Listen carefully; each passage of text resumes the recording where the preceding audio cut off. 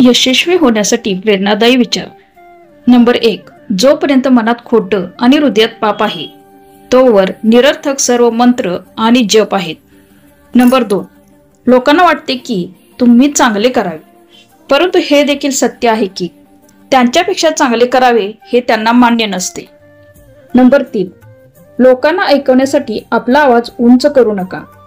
आपले व्यक्तिमत्व एवढे उंच करा की लोक तुमचा आवाज ऐकण्याची इच्छा व्यक्त करतील.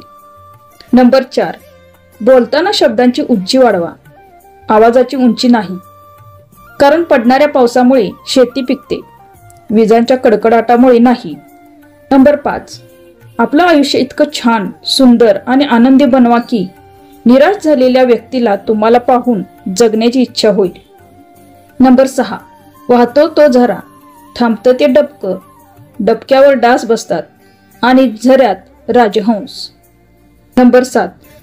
समाजात विशिष्ट उंची गाठेपर्यंत सगळा संघर्ष असतो, पण एकदा अपेक्षित उंचीपर्यंत पोहोचलात की आयुष्यातील अनेक समस्या ती उंची सोडवते. नंबर 8. तुम्ही तुमच्या ध्येयापर्यंत पोहोचू शकला नाही तर मोठी गोष्ट नाही, परंतु तुमच्याजवळ कोणतेही ध्येय नाही ही गंभीर समस्या आहे. नंबर 9.